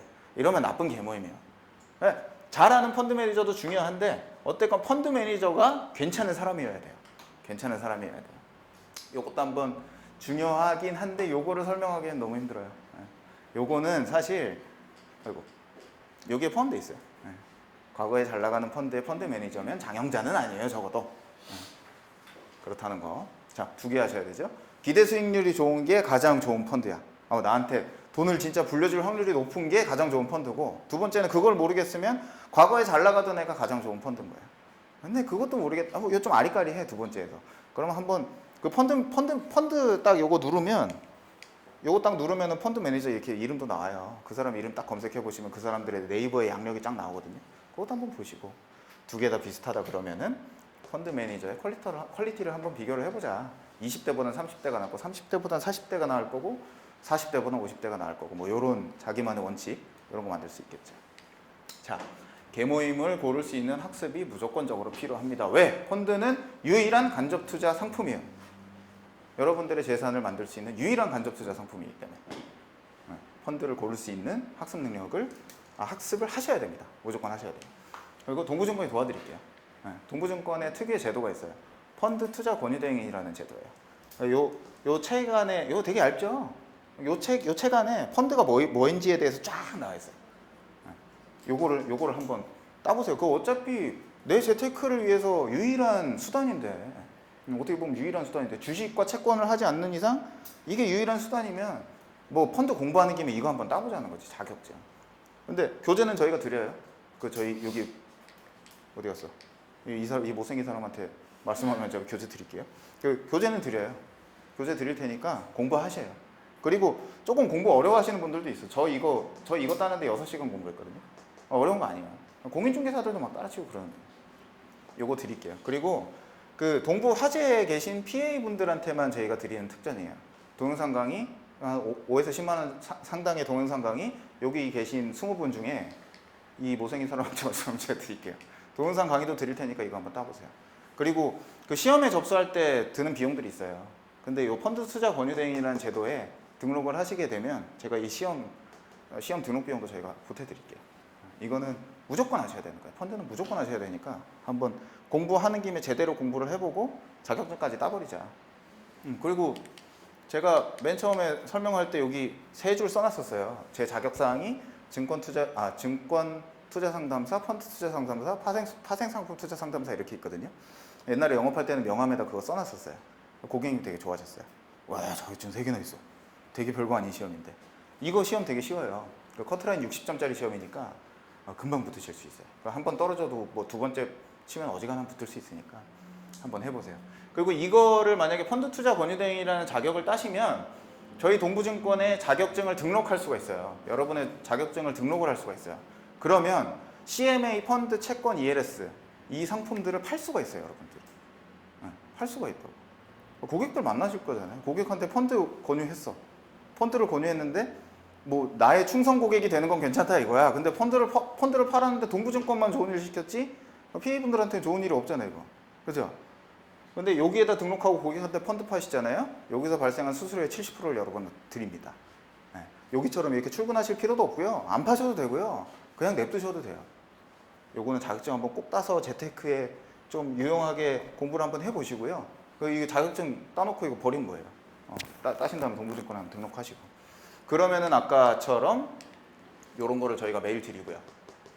그리고 그 매일 아침마다 나오는 그 어떤 시황 자료 같은 거라는 거 있어요. 그거 여러분들 그 문자로 다 싸드리고 막 그러니까 고객 영업하실 때도 굉장히 좋은 수단이 될 수 있습니다. 그리고 그 동부증권의 투자권유대행인으로 등록하시면 이게 투자권유대행인 홈페이지인데요. 요 안에 다 들어있어요. 뭐 투자권유대행인의 제도에 대해 설명한 것도 있는데 자료, 뭐 되게 베이스 앤 포커스 가이드, 브라질 위클리 리포트, 브라질, 그 펀드 뉴스, 뭐 이런 거 뭐 다 드려요. 그리고 아까보다 엑셀보다는 조금 되게 멋있죠? 요런 것까지 다 볼 수 있어요. 돈 드는 것도 아니고 출근하셔야 되는 것도 아니고 그냥 등록만 하시면 이거 볼 수 있어요. 요거는 놓치지 마세요. 요 이상한 사람한테 문의하세요. 교재도 드리고 동영상 강의도 드리고 다 하니까. 자, 그리고 은행이나 증권사에서 추천받을 때는 최대한 아는 척을 해라. 자, 만약에 펀드 투자 권유대행인 시험을 딸 정도로 어느 정도 공부를 하실 시간이 없으시다. 그러면은 사실은 증권사에 가셔가지고 펀드를 추천받는 게 가장 쉬울 수는 있어요. 증권사 직원들은 은행 직원보다는 훨씬 펀드를 많이 알고 있어요. 그 진접 지점에 가시면은 누구지? 김문배 대리였나? 김문배 대리라고 있거든요. 여기 동부증권 진접 지점도 요 앞에 있어요. 삼신아파트 건너편에 있거든요. 그 증권사에서 추천받는 게 가장 좋을 수는 있어요. 근데 그 고객 영업해야 되고 막 애 돌봐야 되고 뭐 애 데리러 가야 되고 학원 등록해야 되는데 펀드 공부 언제 해? 그러면은 증권사에 가서 추천을 한번 받아보세요.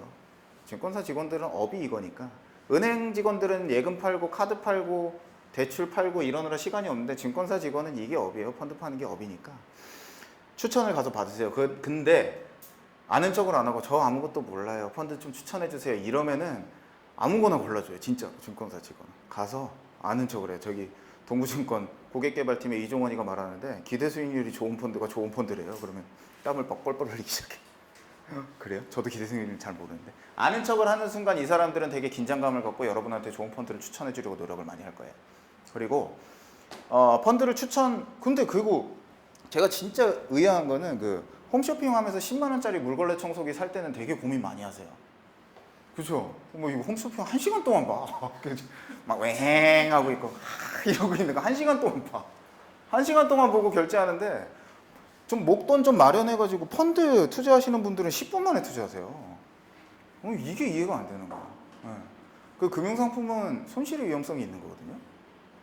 10분 만에 투자하시면 안 돼요. 그러니까 추천 받고 일단 써주세요. 그래요. 펀드 명칭 딱 써주세요. 그래가지고 네이버에서 펀드닥터 검색한 다음에 이 펀드가 진짜 좋은 건지 한번 보세요.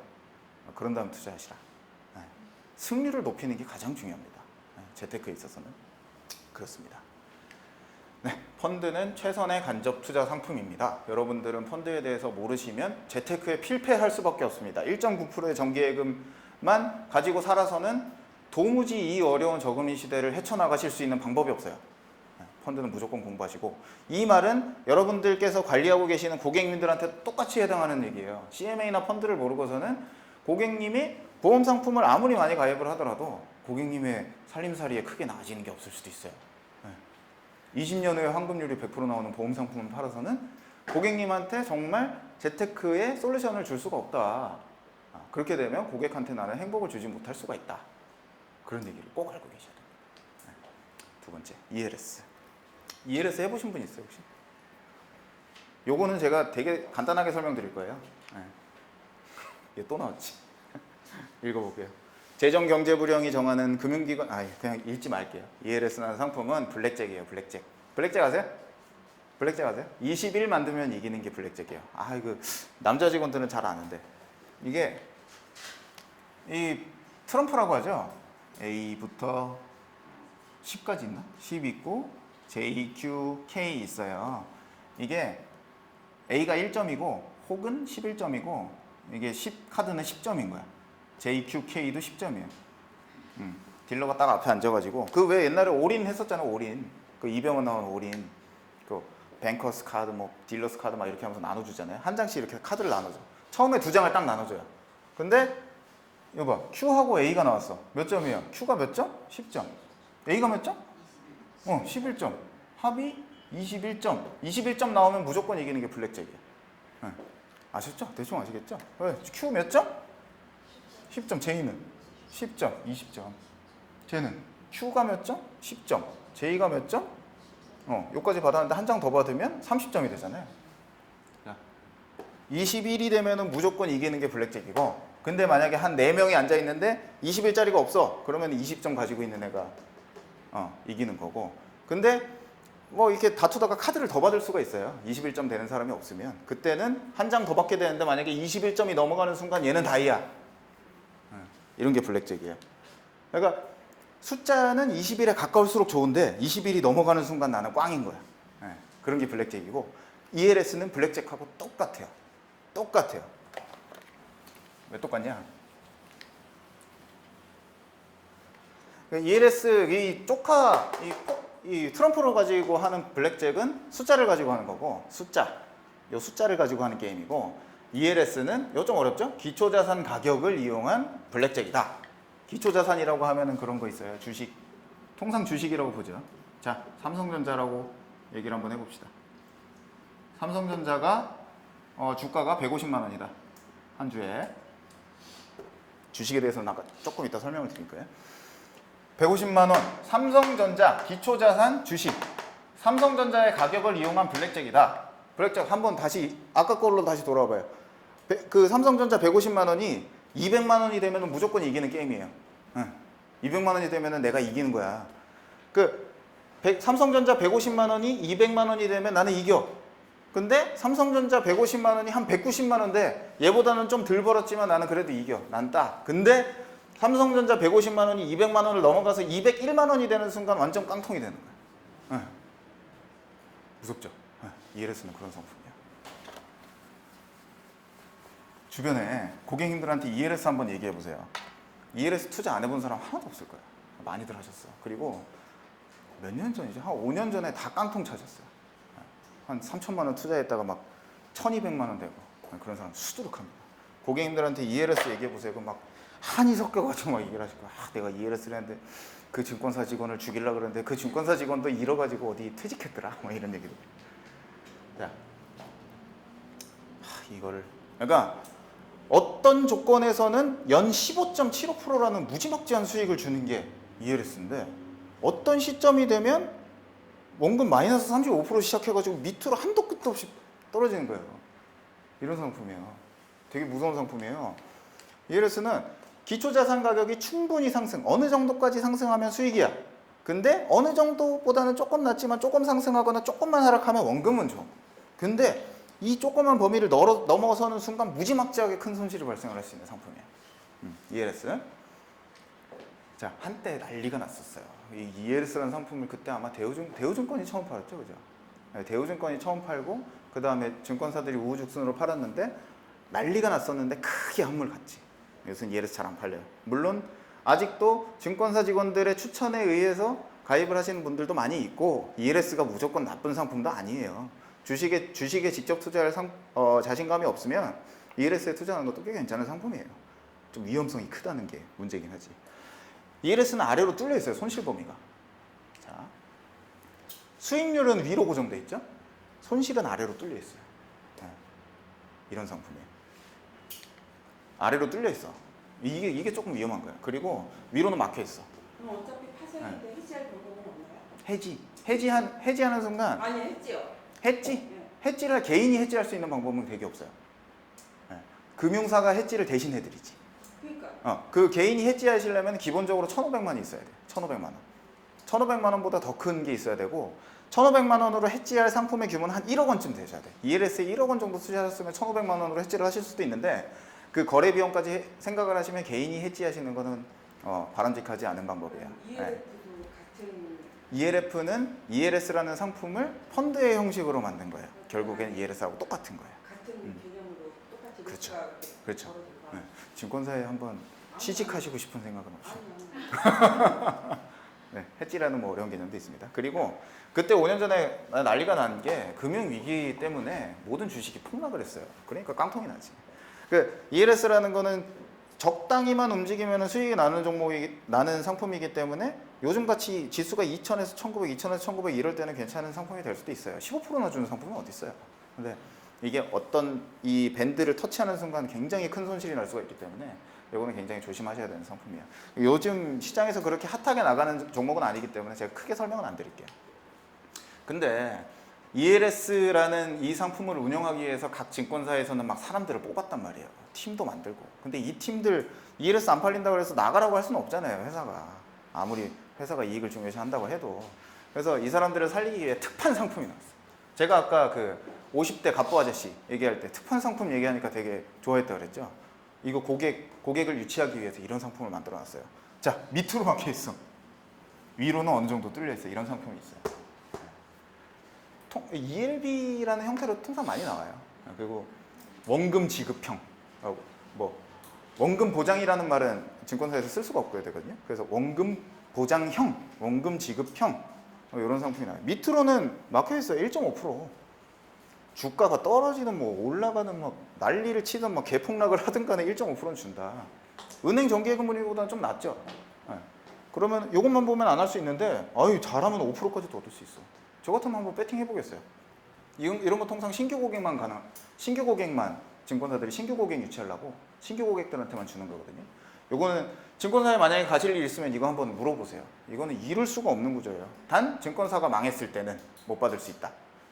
근데 그런 뭐 얘기가 나와서 말인데 그 증권사가 망한다고 해서 망하면은 못 받는 게 원금 보장형인데 유한타증권, 동양증권 망했죠. 동양증권 CMA가 한 푼도 못 받았을까? 다 받았어, 다. 증권사가 망하는 건 그게 뭐 엄청 어려운 일은 아니에요. 사실상 원금 보장이다. 이거 녹화되고 있구나. 이거 녹화되면서 잘릴 수도 있는데. 아무튼 증권사에 갈 기회가 되시면 특판 ELS 상품 있습니까? 라고 얘기해 보세요. 1.5%는 먹고 들어간다. 그리고 한 반절만 따져도 한 2.5%는 먹겠다. 기대 수익률이 2.5%다. 생각할 수 있지.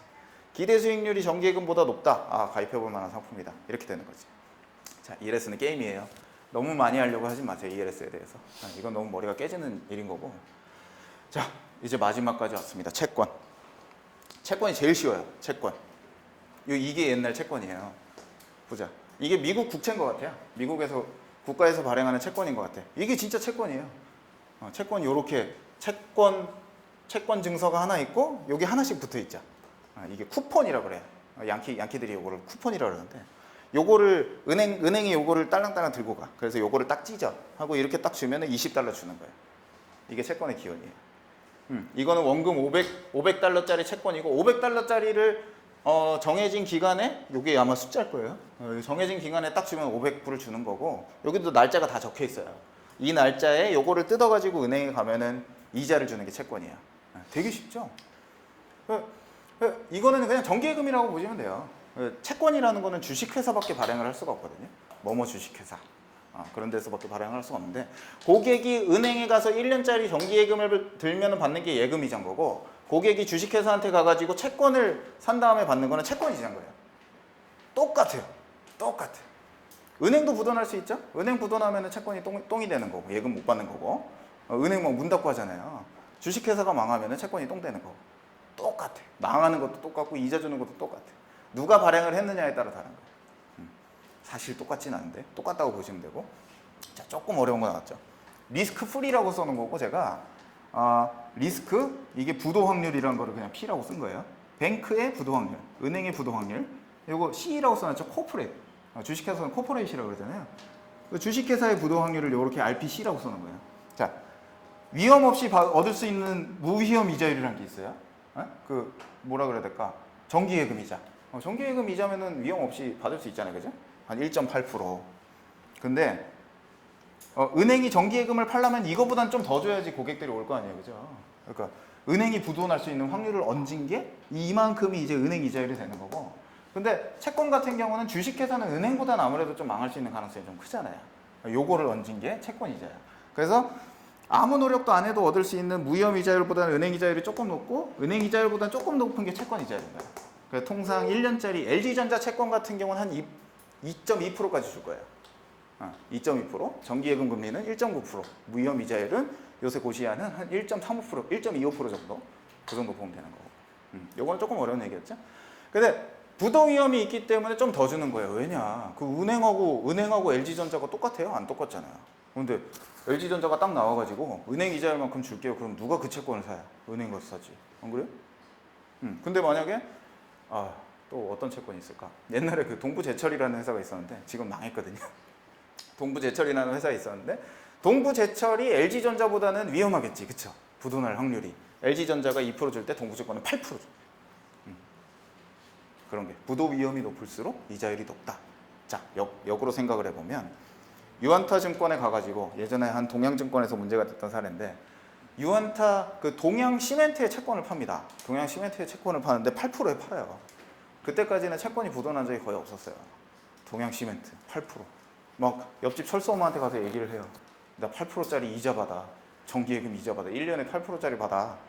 아무 설명도 없이. 동양 시멘트가 무슨 회사인지도 모르고 그 채권을 사요. 그 사람들 다 망했지. 한 푼도 못 받았지. 정확하게 한 푼도 못 받은 건 아니고 원금의 한 30% 받았을 거야. 부도 위험.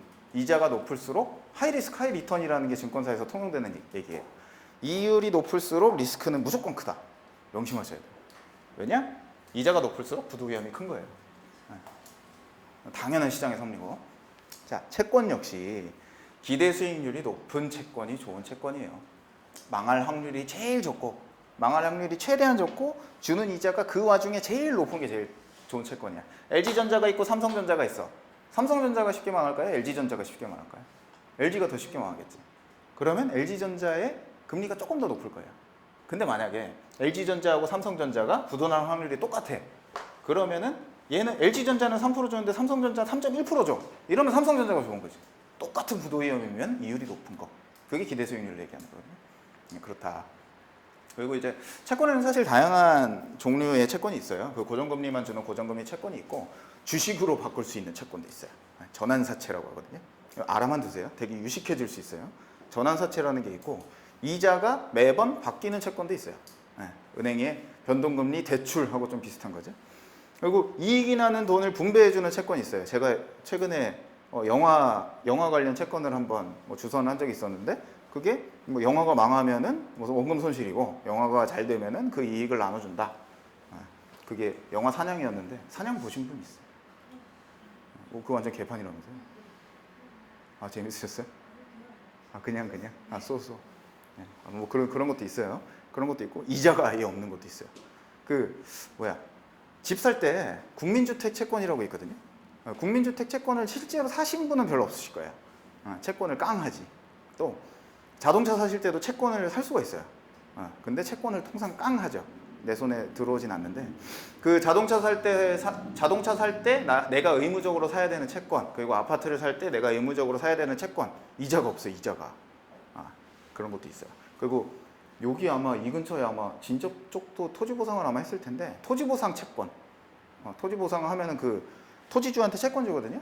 채권도 이자가 없어요. 뭐 그런 채권도 있어. 되게 희한하죠. 근데 요건 뭐 재밌네. 그 채권을 줄 때 9,000원 줘. 9,000원.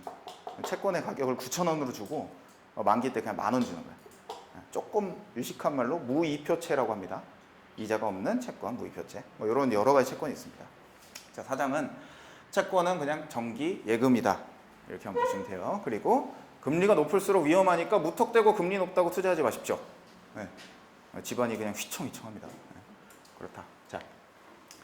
자, 오늘의 이제 마지막인데 요거는 제가 말씀 안 드렸죠? 주식을 모르면 아까 직접 투자 얘기했잖아요. 직접 투자의 두 가지 금융상품은 주식과 채권이다라고 말씀을 드렸잖아요.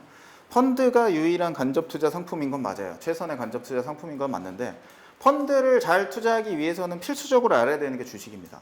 왜냐? 펀드는 주로 주식에 투자를 하기 때문에. 주식을 모르고서는 펀드에 대한 정확한 이해를 할 수가 없어요. 제가 아주 간략하게 설명을 드릴 거예요. 굉장히 쉽게. 겁먹지 마세요. 자, 옛날 네덜란드라는 19세기 네덜란드인데 존이라는 사람하고 메리라는 사람이 있었어요. 이 사람이 뭐 하는 사람이냐면 그 네덜란드 그 교회 인근에서 향수를 파는 사람이었어요. 향수를 파는 사람이고 여기는 대저택에서 하녀 일하는 사람이 메리는 존하고 메리. 옛날 19세기 네덜란드에 존과 메리가 있었어요. 주식의 기원이라는 게 있어요. 그 동인도 회사 그 옛날 한 중학교 사회교과서에 주식의 기원은 동인도 회사라고 합니다. 라는 그런 게 있었거든요. 그 옛날에 19세기 네덜란드에 동인도 회사라는 데가 있었습니다. 동인도 회사가 뭐 하냐면 배를 만들어 배를 만들어서 인도에 보내. 인도에서 후추 실어서 돌아오면 막대한 이익을 챙기는 게 동인도 회사였어요. 근데 배 하나 만드는데 돈 엄청 들거든요. 옛날에. 근데 동인도 회사를 만들었는데 이거 돈을 어디서 끌어와야 되는데 끌어올 수 있는 방법이 없는 거예요. 그래서 주식이라는 걸 발행을 해요. 주식이라는 걸 발행을 해서 5만 원에 하나 사세요. 하나 사세요. 네 분이 주식을 샀다. 그럼 네 명이 이 회사의 주인이 되는 거고 그게 주식의 기원이라고 보는 거예요. 학설인데. 아무튼 이 동인도 회사 19세기 네덜란드에서 동인도 회사가 주식을 발행해서 팝니다. 어떻게 파냐면 한 주당 5만 원입니다. 한 주당 5만 원이고 이 배가 인도에 제대로 갔다가 돌아오면 10배의 수익을 보장해 드립니다. 즉 5만 원 주고 주식을 사시면 1년 후에 50만 원 버실 수 있습니다. 이러고 주식을 팔아요. 자, 난리가 나죠. 막 줄 서서 막 쉑쉑쉑 버거인가 뭐 요새 난리던데. 그거 살라고 막 사람들이 막 줄 서듯이 그 네덜란드 동인도 회사의 주식이 막 불티는 듯이 팔리기 시작해요. 존과 메리도 삽니다. 100주씩 사요. 100주 사는데 장당 5만 원이라며 500만 원씩 투자해가지고 각각 100주씩 사요. 막 이 사람은 근데 이 사람하고 좀 다른 점이 뭐였냐면 이 사람들은 그 동인도 회사에서 만드는 배가 얼마나 튼튼한지 정말 잘 알고 있어. 왜냐면 향수 가게 사장인데 그 동인도 회사 사장이 얘하고 친구야.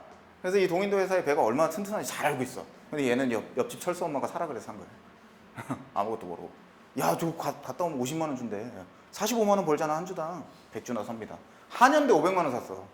월급 그 쥐꼬리만 한 거 막 모아가지고. 얼마나 힘들겠어요. 근데 이때 샀을 때는 막 기분 좋아요. 주식 처음 사면 기분이 좋아. 내가 나중에 집 하나 사고 막 그 옆집 철수 엄마보다 더 좋은 차 사가지고 막 끌고 다녀야지 막 이런단 말이야.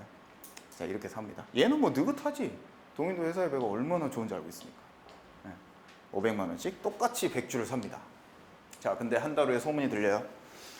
동인도 회사의 배가 태풍을 맞아 전복. 우리 메리 어떻게 해? 그 전복이 됐대. 메리가 어떻게 했어? 미치지. 빚도 땡겨서 썼단 말이야. 빚 땡겨가지고 막 주식 샀는데 500만 원, 내 500만 원. 19세기에 500만 원, 19세기에 500만 원. 사달라고 생떼를 부리기 시작해. 메리가 존한테 가가지고 존 씨, 제발 제 주식 100주 좀 사주세요. 뭐 그런 얘기를 하는 거야. 존은 알고 있지. 이거 소문이라는 거. 배가 얼마나 튼튼한데. 사줘요. 야, 근데 너 5만 원짜리잖아. 내가 왜 5만 원 주고 사줘야 돼? 2만 원에 사줄게. 메리는 막 좋아해. 300만 원 손실을 얻었는데. 100주 샀는데 주당 3만 원씩 손실을 있으니까 300만 원 손실 본 거 맞죠? 300만 원 손실인데 나한테 200만 원 들어왔는데 너무 기쁜 거야. 나 200만 원 건졌다. 존이 이 바보 같은 자식이 이걸 샀냐. 얘는 다 알고 있는데. 자, 존은 200주를 가지게 됐고 메리는 0주가 됩니다. 존은 2만 원이라는 싼 가격에 100주를 샀어요. 5만 원짜리 주식. 그죠? 그래서 주당 5만 원이었던 가격이 주당 3만 5천 원까지 떨어져요. 이건 뭐 일단 무시를 하고. 자, 근데 또 한 달 후에 소문이 들려. 태풍으로 전복이 된 거는 거짓말이래. 메리가 또 짜증이 나기 시작해. 내 300만 원. 내 300만 원 어떻게 해? 옆집 철수 엄마가 너 그거 팔아가지고 꼴 좋다. 난 안 팔았는데. 메리가 또 팔아달라고 생떼를 부리기 시작해. 존한테 가서 나 주식 좀 돌려줘. 나 그 판 거 취소할게. 존은 어떻게 해요? 야, 네가 그렇게 사고 싶으면 어차피 50만 원씩 나오는데 10만 원에 사가. 메리 또 기뻐하죠. 막 찬양을 할 지경이에요. 100주를 10만 원에 사요. 10만 원에 사. 자, 존은 다시 200주가 100주가 됐죠. 얘는 똑같아. 100주인데 얘는 100주를 샀다가 팔았는데 그냥 650만 원 이득을 봤어. 똑똑하죠. 자, 해적을 만났대요. 한 달 후에 또 소문이 돌아. 메리가 또 미쳐. 또 10만 원 주고 산 내 주식 어떻게 해. 또 사달라고 생떼를 부리니까. 네, 존은 알고 있어요. 사실 그 네덜란드 동인도 회사에서 만든 배에 이순신 장군이 타고 있었단 말이에요. 이순신 장군이 타고 있습니다. 기신 12척이라는 유명한 일화가 있죠. 신에게는 아직 12척의 배가 남아 있습니다. 12척으로 100척을 막 이기는 이순신이 타고 있는 걸 알았어. 저는 또 여유롭죠. 자, 사달래. 야, 그럼 너 저번에 2만 원에 사줬잖아. 또 사달라고? 야, 만 원에 팔어. 100만 원. 100만 원 건지고 900만 원 손실을 봐요. 10만 원에 샀다가 만 원에 팔았다고. 900만 원의 손실을 봐요. 200주로 돌아옵니다. 자, 멀쩡하게 귀향을 합니다. 저는 50만 원씩 받아요. 주당 50만 원. 자, 50만 원 빼기. 이 단가가 22,500원까지 낮아졌어. 5만 원이 아니에요. 메리한테 엄청 싸게 샀잖아요. 200주를. 주당 5만 원에 산 게 아니고 22,500원에 샀어. 50만 원 받고 주당. 200주를 가지고 있어. 9,550만 원을 벌어요. 우리의 메리 1,200만 원을 손실을 까먹습니다. 500만 원 투자했었는데 1,200만 원이나 까먹었어. 1억 200만 원을 벌었어. 원래는 얘가 얼마를 벌어야 되냐면 100주 가지고 있을 때 4,500만 원 벌었어야 돼요. 1억 200만 원 벌자. 자, 이게 주식이에요. 이게 주식이에요. 이거 주식 아니에요. 이거 주식하면 이거 생각나죠? 이거 주식 아니에요. 누가 이런 얘기 해준 적 있어요? 이게 주식이에요. 기업의 미래에 대한 투자를 하는 게 주식입니다. 동인도 회사에 갔던 배가 후추를 정말 잘 싣고 돌아오겠느냐? 그에 대한 투자를 하는 게 주식이지. 삼성전자가 내일 지금 오늘 150만 원인 삼성전자 주식이 내일 160만 원이 될 거냐, 내일 140만 원이 될 거냐? 그게 주식이 아니에요. 주식은 미래에 대한 투자예요. 아까 네 분이 동인도 회사 주식의 주인이 됐다고 그랬죠. 주식은 주인이 되는 증표예요. 투기 상품이 아니라고. 근데 저 같은 증권회사들 여러분들이 보면 뭐라 그래요? 브로커. 저 수수료 떼먹고 다니는 애들. 수수료쟁이가 돼요. 이것만 하거든. 모든 증권사 직원들이. 주식의 본질은 기업의 미래에 대한 투자입니다. 건장한 투자. 그리고 펀드 매니저들도 투자를 하는 거예요. 기업의 미래에 대해서. 그렇기 때문에 재테크가 가능한 거예요. 확실하게 동인도 회사의 배가 인도에 갔다 올 확률이 100%였다. 그러면은 인도에 갔다 와서 50만 원을 주는 주식인데 그게 시장에서 얼마가 거래가 될까? 한 48만 원에 거래가 되겠지. 한 2만 원 정도, 5만 원 정도. 1년간에 이자 한 5만 원 정도.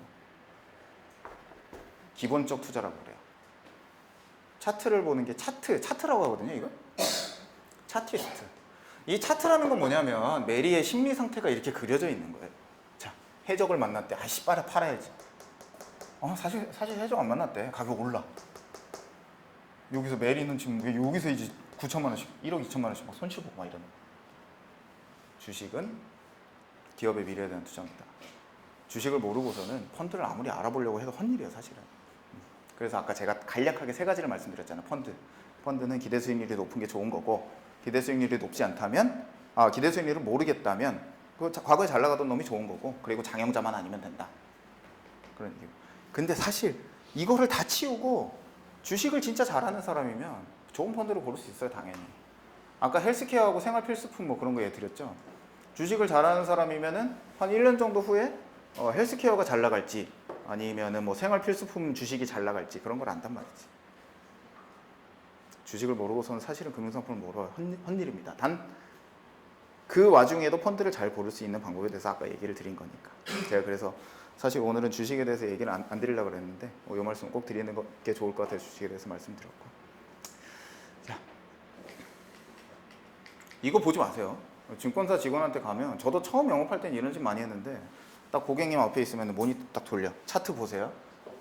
여기 한 이쯤 돼가지고 차트 보세요. 올라가고 있죠? 올라갈 것 같아요. 사세요. 이러던다. 자, 이렇게 증권사 직원이 내려가고 있죠? 이거 사지 마세요. 올라간다.